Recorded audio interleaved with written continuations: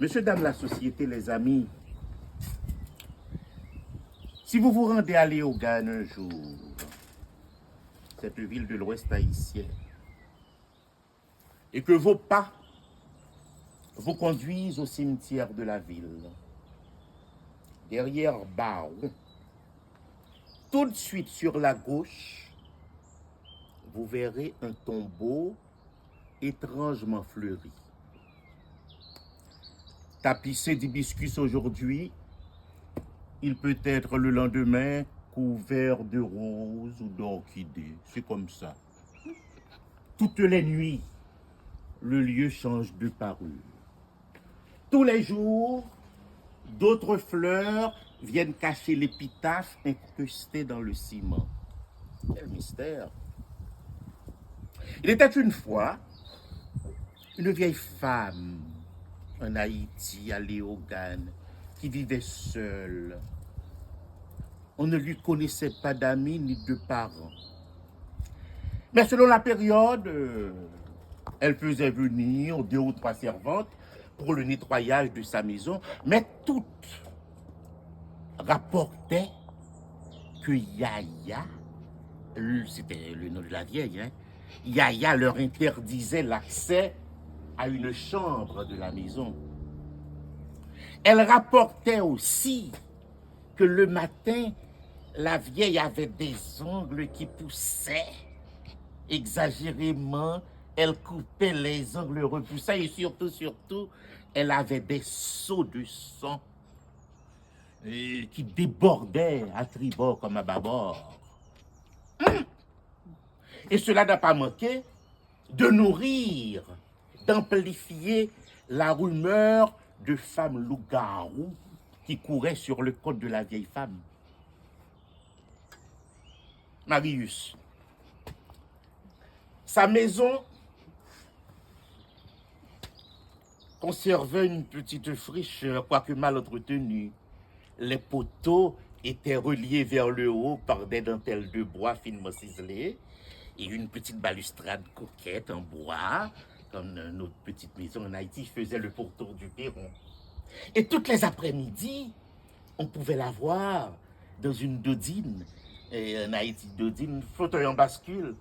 Elle se balançait pendant des heures sur son perron.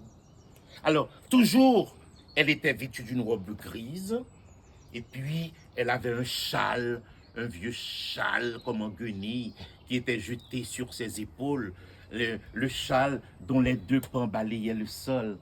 Elle l'avait elle-même confectionné vers la vingtaine, sous la bienveillance d'une religieuse bretonne, missionnaire en Haïti, qui lui avait appris l'art du tricot.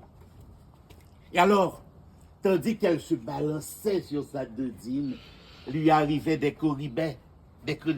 Yaya le garou, yaya le garou, yaya le garou. Les enfants, les adultes, yaya le garou.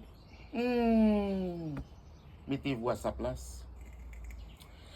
Son visage était resté étonnamment impassible, car avec le temps, Valentin, elle avait fini par se faire une carapace. Et ces cris de loup-garou, loup-garou, loup-garou lui étaient somme toute devenus habituels. On lui attribuait la responsabilité de tous les décès d'enfants. Un enfant du quartier, une fois, était mort d'après les médecins de dysenterie Tiroro, et elle a voulu, comme tous les amis, aller présenter ses sympathies aux parents. Oh, bon Dieu, maman, elle a été chassée à coups de pied. Va-t'en, sorcière, loup-garou. On n'a pas besoin de toi chez nous. Tu as mangé l'enfant et tu oses te présenter chez nous. On n'a pas besoin de toi chez nous. Et la nuit même, les amis, la nuit même, une pluie de pierres s'abattit sur le toit de sa maison. Mettez-vous à sa place, elle est tremblante dans son lit.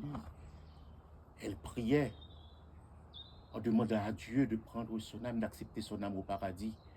Car elle était persuadée que Léogane était déchaîné contre elle, qu'avant le jour, elle serait morte lapidée, tremblante. Mais les coups s'étaient amoindris un petit peu plus tard, jusqu'au moment où Yaya fut gagné par un sommeil profond et bienfaiteur. Le temps passa. Et elle reprit l'habitude de se doudiner. Tandis que du toit de sa maison partaient enveloppés des chauves-souris qui avaient établi leur nid dans son grenier. Des chauves-souris. Alors ces mammifères volants, disait-on à Léogane, étaient les âmes des enfants qu'elle avait mangés et qu'elle permettait l'après-midi d'aller se balader. Vous entendez ça? Mais, les amis, à Léogane vivait une femme, mère de 4 enfants, 4 garçons, Tilous. Elle rêvait jour et nuit d'avoir une fille. À force de pèlerinage et de prière, elle avait 4 garçons, elle avait fini par être enceinte et était persuadée que le petit être qui battait en elle était une fille. Un samedi que Tilous était revenu du marché chargé de provisions, une haïtienne qui paradait, tagadak, elle croise sur son chemin, Yaya. Yaya. Assieds-toi, Ashley.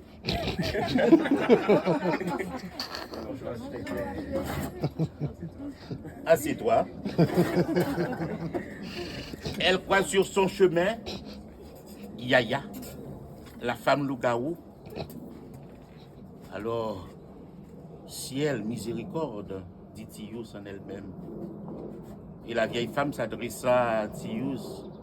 Oh, Tius, qu'ils sont beaux tes piments. Tu pourrais quand même m'en offrir un?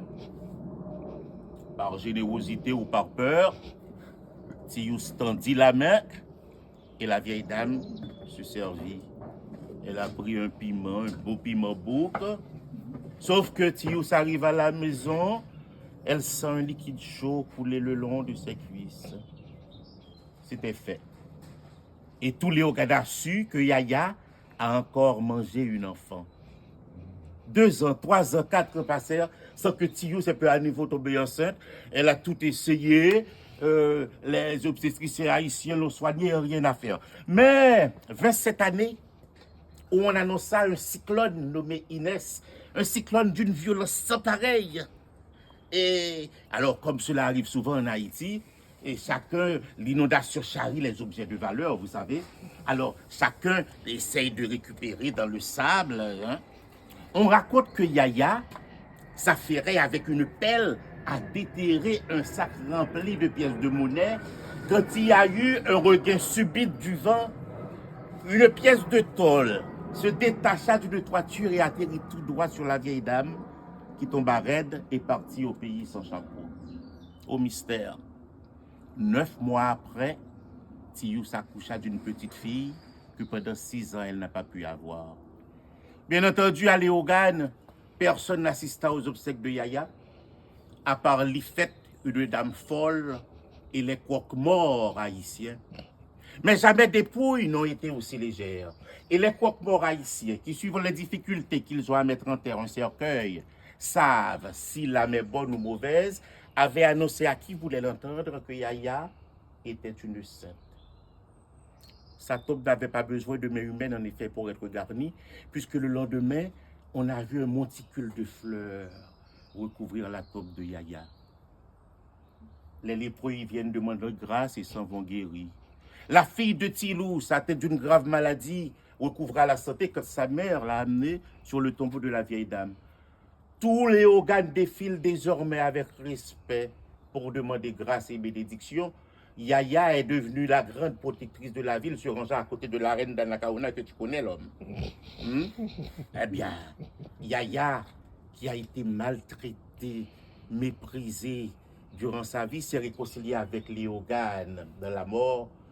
Hier encore rejeté, aujourd'hui convoité par ses propres détracteurs. Je passais à Léogane, j'ai demandé des nouvelles de Yaya. On m'a dit, Maxime, tu demandes trop. Va-t'en, Yaya est bien.